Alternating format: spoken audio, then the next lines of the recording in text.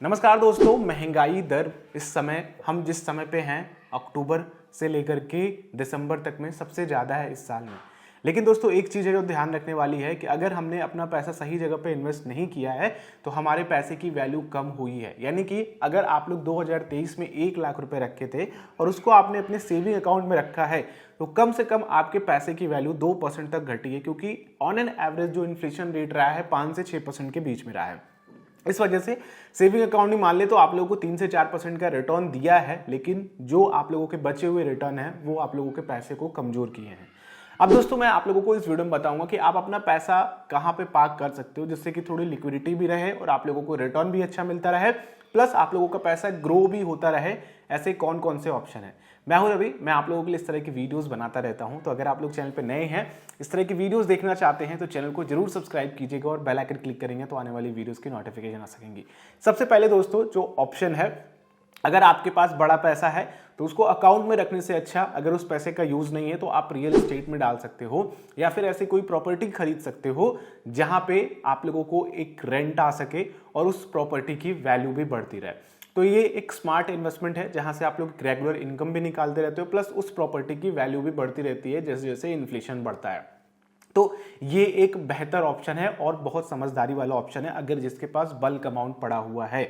दूसरा ऑप्शन, जिनके पास छोटे अमाउंट पड़े हैं तो आप कमोडिटी में इन्वेस्ट कर सकते हो। कमोडिटी जैसे कि मेटल्स वगैरह हो गए, सिल्वर हो गया, गोल्ड हो गया, इनमें अगर आप इन्वेस्ट करते हो तो जैसे जैसे इन्फ्लेशन बढ़ेगा उसके 1 से 2% ज्यादा आप लोगों के गोल्ड और सिल्वर की प्राइस बढ़ेगी। यानी कि आप लोगों का इन्फ्लेशन को बीट करने के लिए एक सबसे बेहतर और सबसे आसान और सबसे सेफ तरीका है कि आप लोग गोल्ड, ऐसे बहुत सारे बॉन्ड्स भी हैं, आप लोग फिजिकल गोल्ड में इन्वेस्ट कर सकते हो, बुलियन गोल्ड में इन्वेस्ट कर सकते हो, पेपर गोल्ड में इन्वेस्ट कर सकते हो, डिजिटल गोल्ड में इन्वेस्ट कर सकते हो, जिससे कि आप लोगों का पैसा एटलीस्ट जो है वो इन्फ्लेशन को बीट करे और उससे बेहतर वैल्यू रखे, यानी कि उस एसेट्स की वैल्यू रहेगी। तीसरा ऑप्शन है जो कि मुझे लगता है इस समय में बहुत बेहतर है, क्योंकि इक्विटी मार्केट में आप अपना पैसा इन्वेस्ट करते हो तो ऑन एन एवरेज अगर आप देखते हो तो इस समय मार्केट करेक्ट भी हुआ है और करेक्ट होने के साथ साथ आप लोगों को ऐसी बहुत सारी कंपनीज है जिनके बहुत अच्छे वैल्यू मिल रहे हैं। मैं ये वीडियो नवंबर 15-16 को शूट कर रहा हूं, तो आप लोग देख लेना, आगे चल करके मे बी बुल मार्केट आ जाए नेक्स्ट ईयर मार्च या फिर अप्रैल तक में, फिर वो बात अलग हुई। लेकिन अगर मैं अभी की बात करूं तो इक्विटी मार्केट इन्फ्लेशन को बीट करने के लिए बहुत अच्छा ऑप्शन है। मैं आप लोगों को बहुत सारी वीडियोस देख करके बता चुका हूं कि किस माध्यम से इन्वेस्ट कर सकते हैं। सबसे आसान माध्यम मैं बता रहा हूं आप लोगों को, जिसमें आप लोगों को ज्यादा रिसर्च करने की जरूरत नहीं है, वो है इक्विटी के म्यूचुअल फंड्स।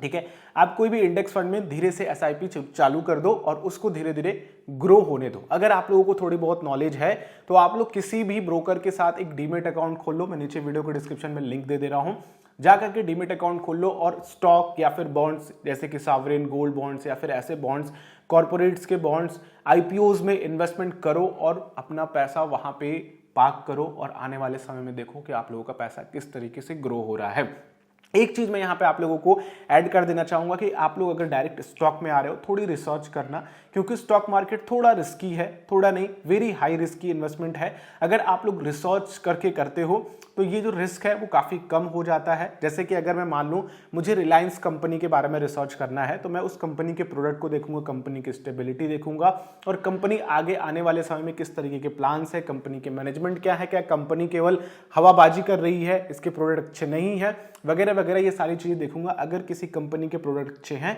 तो डेफिनेटली वो आगे चल करके ग्रो होगी। मैं रिलायंस में इन्वेस्टमेंट करने की सलाह नहीं दे रहा, बट आप लोग इस तरीके से एक रिटेल इन्वेस्टर की तरह सोच करके एक फंडामेंटल अगर आप लोग एनालिसिस करना चाहते हैं तो इस तरीके से कर सकते हैं किसी भी स्टॉक में इन्वेस्टमेंट करने से पहले। ठीक है,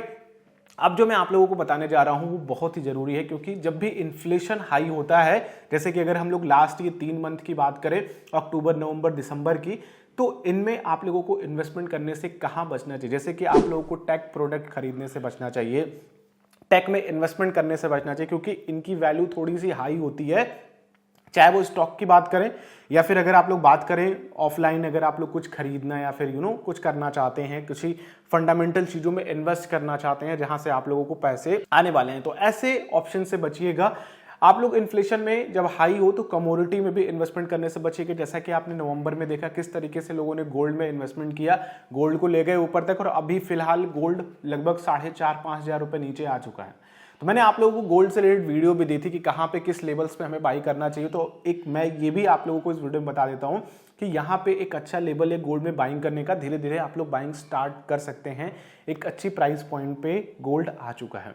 तो ये कुछ ऑप्शंस है दोस्तों, आप लोग ध्यान रखिएगा और अपने पैसे को सही जगह पे लगाइए और सही तरीके से ग्रो कीजिए। बाकी अगर आप लोगों का कोई सजेशन हो तो नीचे कमेंट कर सकते हैं, आप हमारे इंस्टाग्राम को भी फॉलो कर सकते हैं, आप हमसे डायरेक्टली क्वेश्चंस भी वहां पूछ सकते हैं। ये वीडियो हेल्पफुल लगी तो लाइक कीजिएगा, दूसरों के साथ शेयर कीजिएगा। अगर आप लोगों को और इस तरह की वीडियो देखनी है तो चैनल पे विजिट कर सकते हैं, इस चैनल को सब्सक्राइब करेंगे तो आने वाली वीडियोस की भी नोटिफिकेशन आ सकेंगी। नेक्स्ट वीडियो मिलते हैं, आप लोगों का दिन शुभ हो, जय हिंद।